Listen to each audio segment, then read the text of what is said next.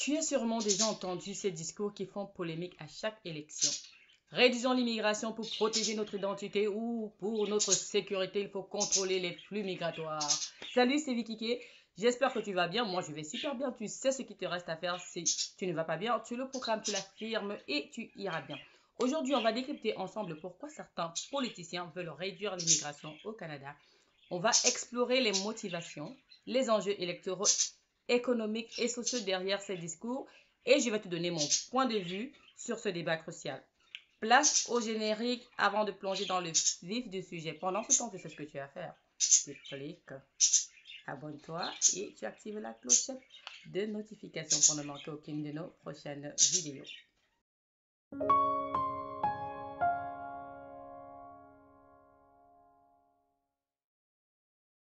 Ok, c'est fait. J'espère que tu t'es abonné. Je n'ai pas reçu la notification de ton abonnement, donc fais-le. Pour commencer, il faut comprendre que la politique, c'est un jeu d'influence et d'électorat.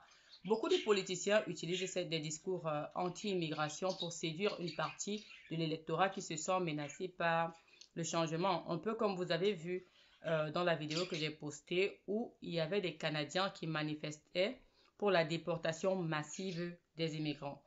Ces politiciens vont capitaliser sur les peurs qui sont parfois exagérées pour présenter l'immigration comme un fardeau économique ou culturel.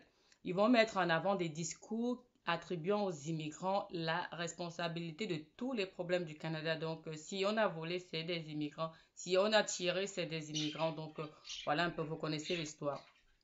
Vous allez voir des discours populistes, souvent simplistes, qui visent à créer une division nous contre eux. Mais derrière ces mots se cache en fait une stratégie pour obtenir des votes. On va observer des campagnes qui promettent de protéger notre identité ou nos emplois. Ils utilisent cette rhétorique pour mobiliser les masses, même si en réalité, les faits montrent que l'immigration apporte aussi des bénéfices considérables à l'économie canadienne et à la société canadienne. On va donc se demander, est-ce vraiment une question de sécurité ou simplement un levier politique pour voilà, diviser l'opinion publique ou juste pour obtenir des votes, juste pour gagner et avoir le contrôle. Donc, tout ça, c'est juste un jeu électoral. Vous voyez un peu comme un game, the Game of Thrones. Vous voyez un peu. Donc, on va jouer la personne qui saura bien manipuler et dire ce qu'on veut entendre, il va gagner.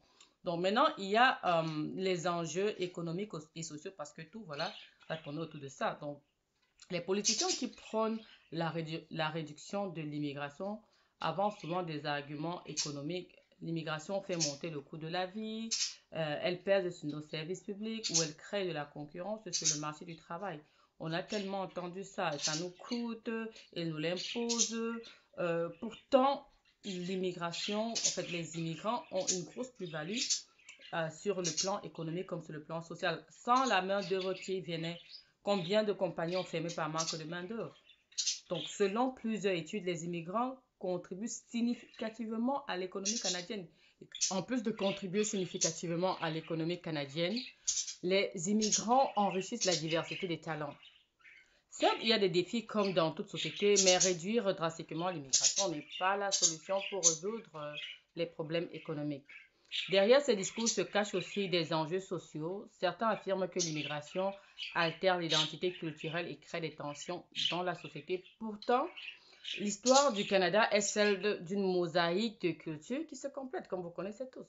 L'immigration est l'essence même du Canada. Le Canada est basé sur l'immigration. Donc, réduire l'immigration, c'est risquer de s'enfermer dans un nationalisme qui ne répond pas aux réalités du nouveau monde tel que les choses sont en train d'évoluer.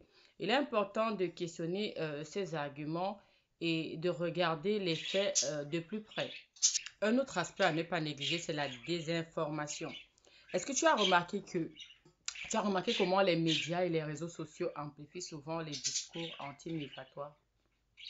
Les titres accrocheurs, les vidéos virales et les posts partagés massivement renforcent une image négative de l'immigration, même si la réalité est bien plus nuancée. Ces informations biaisées peuvent créer une spirale de peur et d'incompréhension qui fait que certains politiciens n'ont de cesse d'exploiter ces ressentis. Et c'est ça qui va jouer en notre défaveur. Le défi ici, c'est de, comment dirais-je, c'est de faire preuve d'esprit critique et de rechercher la vérité derrière les critiques. Il ne faudrait pas que tu te laisses influencer par des contenus sensationnalistes. Renseigne-toi, compare les sources d'informations, d'où ça provient et demande-toi toujours quelles sont les motivations derrière ces messages. Quelles sont les motivations réelles. Parce que la désinformation, c'est un outil puissant pour diviser. Et c'est en l'examinant de près que on va commencer euh, à démêler qu'est-ce qui est vrai de ce qui est faux, de qu'est-ce qui est faux.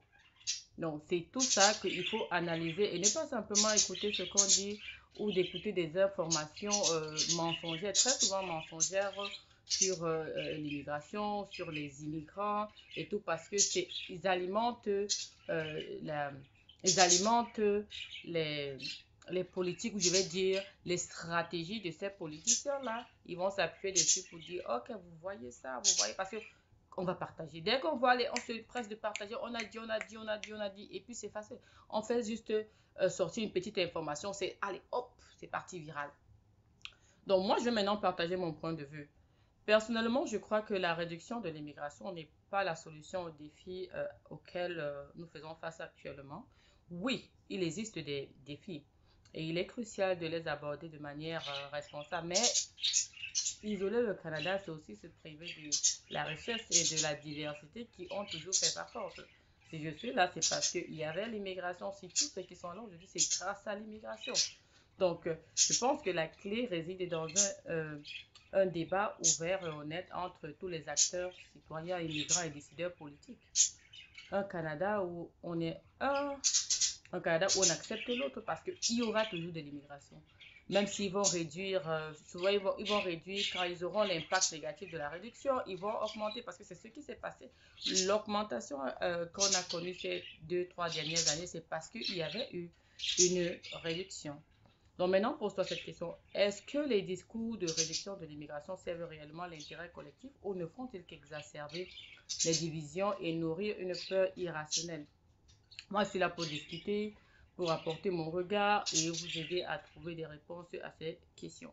Donc, comme d'habitude, tu sais ce que tu as à faire. Tu me laisses en commentaire ce que toi tu en penses, ton point de vue, et on va en discuter parce que je serais ravie d'échanger sur la question. Donc, dis-moi ce que tu en penses. Dis-moi, est-ce que tu penses que ils disent ce qu'ils disent, c'est vrai? Donne-moi ta part d'analyse et ensemble, on va échanger. N'hésite pas aussi à partager la vidéo, quoi. Donc, pour résumer, certains politiciens veulent réduire l'immigration au Canada pour diverses raisons. Je pense que c'est un jeu politique populiste parce qu'on a bien compris que la politique, c'est une question de jeu qui a plus de cartes et qui va jouer le mieux. Des enjeux économiques et sociaux souvent très mal compris et une amplification, alors là, pas possible de la désinformation qui nourrit la peur parce que dès qu'on va mettre un certain genre d'information, allez, tout le monde va se ruer pour partager qui aura la primeur de l'information. Mais si on veut aller regarder au-delà de ces discours, il faut qu'on se pose les questions essentielles. Est-ce qu'on peut construire un Canada sans immigrants? Est-ce que l'immigrant est une force ou une menace pour le Canada? Donc, vraiment encore, partagez vos avis, que vous soyez immigrant ou non, si vous êtes Canadien, et vos expériences en commentaire, comment vous voyez l'avenir de l'immigration au Canada. Pensez-vous que la réduction est vraiment la clé, la clé de la solution à tous nos problèmes? Si cette vidéo t'a interpellé vraiment, laisse-moi un pouce bleu, partage-la et abonne-toi. Si tu ne l'as pas aimé, c'est ton droit. Dis-moi pourquoi tu ne l'as pas aimé. Ton opinion compte. Laisse-moi savoir en commentaire et on va échanger. On pourra discuter. J'aime bien discuter et tout quoi. Merci d'avoir regardé la vidéo et on va se revoir dans une prochaine vidéo pour un débat. Mais en attendant, comme j'ai dit, on se retrouve dans les commentaires et on va échanger, s'il vous plaît, dans le respect. On respecte le point de vue de l'autre, même si on estime que ça ne cadre pas avec notre opinion. Toutes les idées sont les bienvenues, toutes les analyses sont les bienvenues. Je vous remercie et on se revoit dans une prochaine vidéo. Ciao, ciao.